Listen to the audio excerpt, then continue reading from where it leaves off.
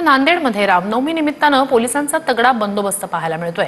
कायदा सुव्यवस्था अबाधित राहावी यासाठी हा बंदोबस्त तैनात करण्यात आलाय। रस्त्यावर जागोजागी सीसीटीव्ही कॅमेरेही लावण्यात आलेत।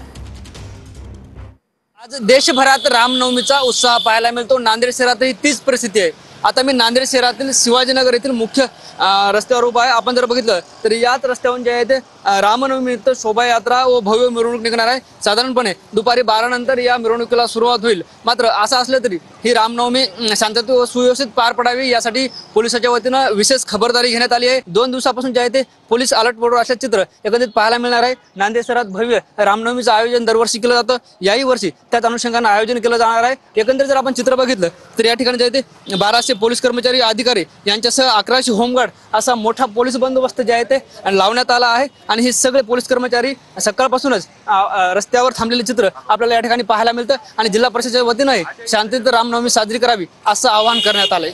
कॅमेरा पर्सन तुषार ननावरेसह ज्ञानेश्वर लोंढे, टीव्ही 9 मराठी, नांदेड।